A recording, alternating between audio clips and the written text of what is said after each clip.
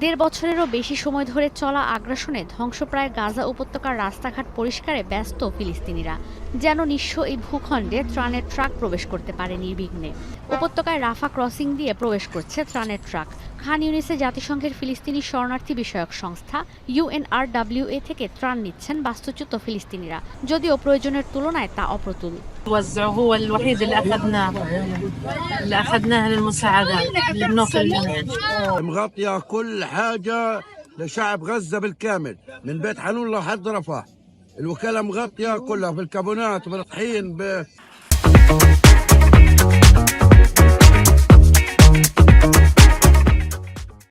এদিকে সুপেয় পানির সংকট গাজায় পৌঁছেছে চরমে। বিধ্বস্ত উত্তর গাজার বাসিন্দারা প্রতিদিনই সম্মুখীন হচ্ছেন নতুন চ্যালেঞ্জের। বৈরী আবহাওয়ার মধ্যেই হাজার হাজার মানুষকে করতে হচ্ছে সুপেয় পানির খোঁজ। কয়েক গ্যালন পানির জন্য হেঁটে যেতে হচ্ছে বহুদূর।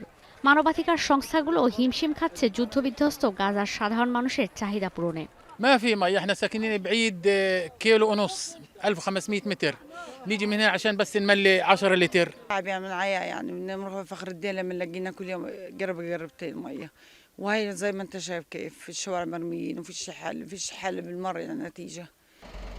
যুদ্ধবিরতির পর এই উপত্যকা পরিষ্কারে আর সাধারণ মানুষের থাকার জায়গা দিতে ভারী ক্রেন আর ক্যারাভেনের জন্য আন্তর্জাতিক সম্প্রদায়ের কাছে অর্থ সহায়তা চেয়েছে ফিলিস্তিনি কর্তৃপক্ষ।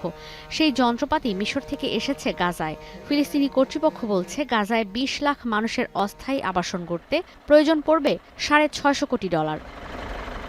গাজার এমন মানবেতর পরিস্থিতিতে কোনো সহানুভূতি প্রদর্শন না করে উল্টো এই উপত্যকার ভবিষ্যৎ নিয়ে টালবাহানা শুরু করেছে ইসরায়েল যুক্তরাষ্ট্র। ক্ষমতায় এসে ডোনাল্ড ট্রাম্প একের পর এক মন্তব্য করে যাচ্ছেন ইসরায়েলের পক্ষেই। গাজাকে নিজের দখলে নেয়ার মন্তব্যের পাশাপাশি তিনি বলেন, আরব বিশ্বের সঙ্গে ইসরায়েলের সম্পর্কে উষ্ণতা আনতে আরও দেশের আব্রাহাম অ্যাকর্ডে যুক্ত হওয়া উচিত। যদিও বেনিয়ামিন নেতানিয়াহু বলেছেন, ইসরায়েল আর সৌদি আরবের বন্ধুত্বের পথ বেশ বন্ধুর। এদিকে গাজা ইস্যুতে বিতর্কিত মন্তব্য করে আবারও ইরানকে খেপিয়ে দিচ্ছেন ট্রাম্প। সবশেষ নেতানিয়াহুর সঙ্গে বৈঠকে ট্রাম্প বলেন, প্রতিরোধ অক্ষকে দমাতে ইরানের জ্বালানি তেল রফতানি শূন্যের কোঠায় আনার ব্যবস্থা করা হবে, যেন তেল রফতানির আয় দিয়ে তেহরান পরমাণু অস্ত্র তৈরি করতে না পারে। ট্রাম্প বলেন, পরমাণু অস্ত্র তৈরির খুব কাছে চলে গেছে ইরান, যা হতে দেয়া যাবে না। নেতানিয়াহু বলেন, ইরানকে কোনোভাবেই পরমাণু অস্ত্র তৈরি করতে দেয়া যাবে না। Today, I also took action to restore a maximum pressure policy on the Iranian regime, and we will once again enforce the most aggressive possible sanctions, drive Iranian oil exports to zero, and diminish the regime's capacity to fund terror throughout the region and throughout the world. We had no threat when I left office. Iran was not able to sell oil. They tried to kill us both.